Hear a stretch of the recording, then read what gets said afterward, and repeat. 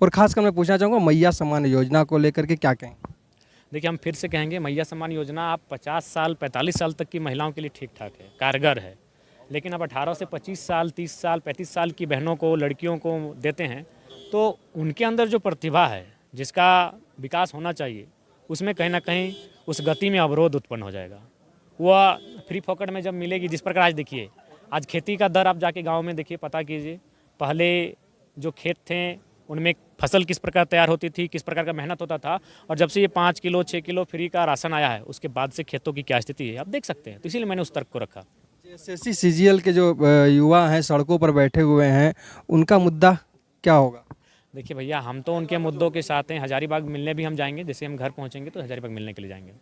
आपने एक मुद्दा उठाया था परसों जो सदन में प्रवासी मजदूरों को लेकर के, कल मेरे ख्याल से या परसों, तो कहीं ना कहीं उन्हें आज कुछ राहत मिला। मैंने देखा कि आप वीडियो कॉल में बात करते हुए नजर आए। जी जी, उनको 3 महीने का भुगतान किया गया है और खाने के लिए पेमेंट भी किया गया है, वे उनको खाना मिल रहा है।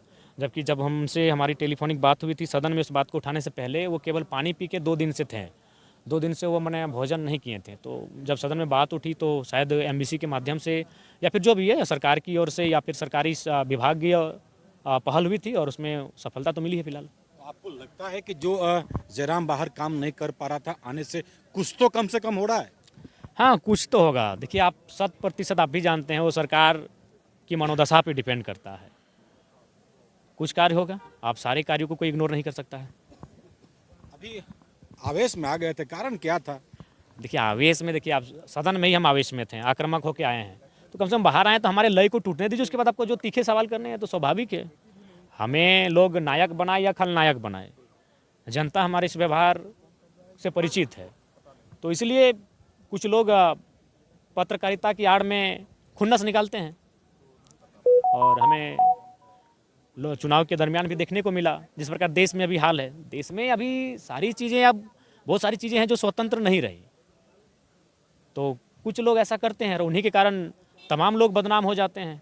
जैसे अभी मान के चलिए, हम किसी एक डिपार्टमेंटल के किसी एक व्यक्ति को कहें तो बाकी डिपार्टमेंटल के लोग अपने ले लेते हैं ईगो में कि भाई आपने हमें कहा, जबकि हमारा जो विषय होता है वो उस पर होता है जो उसके हकदार होता है। पहले जो आक्रामकता थी जयराम महतो में, वो सदन में जाने के बाद कुछ नॉर्मलाइजेशन हुआ, कुछ संसदीय तौर पर आया? देखिए, जब सदन में आप होते हैं तो कुछ शब्दों की गरिमा होती है, कुछ शब्दों की मर्यादा होती है। आपको वहाँ सावधानीपूर्वक चयन करना पड़ता है। कुछ विषयों को रखने का भी एक तरीका होता है, उस तरीके के साथ फिर आपको विषय की शुरुआत करनी पड़ती है। जयराम किधर हैं, विपक्ष के तरफ हैं या फिर सत्ता पक्ष के तरफ? देखिए, हम तो मुद्दों के साथ हैं, जनता के साथ हैं। जब भी हमें समय मिलता है तो उस विषय के साथ हम जनता के मुद्दों को पटल पर रखने का कार्य करते हैं। जो मुद्दे सही लगे, अगर विपक्ष सही करा तो उसके साथ, और सत्ता पक्ष का सही उसके साथ। जी जी, मुद्दों के साथ हमें। बिना खाली पैर आज भी ये लोअर पे जो मैं इस वक्त देख रहा हूँ, कई नेता भाई कोट बंडी टाई लगा करके आ रहे हैं, आप लोअर पे और ये खाली पैर। देखिए, हमें लगता है कि जनता की तंगहाली और गरीबी के कारण ये माननीय है। जिस दिन माननीय अपनी सुख सुविधा को छोड़ देंगे, जनता खुशहाल रहेगी। आज अभी मान के चलिए सदन में ही हमें पता चला कि टीए बहुत मिल रहा है। बोला कि आपकी अपनी गाड़ी होनी चाहिए तो टीए का लाभ आप मिलेंगे। हमारी गाड़ी अभी है नहीं, तो अब तो लेना पड़ेगा कहीं से। तो मेरा मानना यही है कि टीए की क्या आवश्यकता है। अगर आप सच में, ऊपर से सदन में गांधी की फ़ोटो है। गांधी बैरिस्टर थे, गांधी वैश्य वर्ग से थे और गांधी संपन्न थे। अगर गांधी को लोग नहीं जानते तो जान ले, गांधी इकोनॉमिकल सक्षम थे, वैश्य वर्ग सक्षम ही रहा है। लेकिन उसके बावजूद उस गांधी ने एक धोती को पहनने का कार्य किया। इसलिए पहना ताकि वो उस धोती को पहन के एक संदेश दे रहे थे कि जिस देश की आधी जनता भूखी नंगी हो, उस देश का महात्मा पूरे बदन को कपड़े कैसे ढक सकता है। तो मुझे लगता है कि माननीयों को भी गांधी के उस उदाहरण को प्रस्तुत करना चाहिए। और इन्हें सबसे पहले ये कहीं से आते हैं, जैसे मैं गिरिडीह से आ रहा हूँ, धनबाद से आ रहा हूँ, तो अगर आसपास में ट्रेन की सुविधा है तो मैं ट्रेन का किराया मेरा निःशुल्क हो सके या हाफ हो जाए, वो अलग विषय है। मैं ट्रेन से रांची आऊँगा।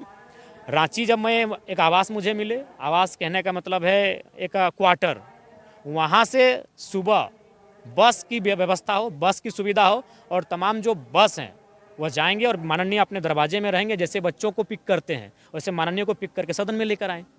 क्योंकि अगर आप सच में राज्य के बारे में सोचते हैं तो आपको इकोनॉमी के बारे में सोचना होगा, आपको देखना होगा आपकी इकोनॉमी वेस्ट कहाँ हो रही है।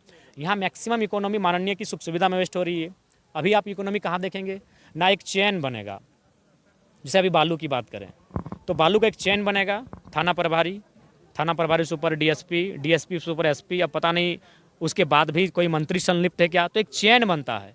अगर उस चेन को अगर हम समाप्त कर लेते हैं तो बहुत सुंदर राज्य, सुंदर देश बनेगा।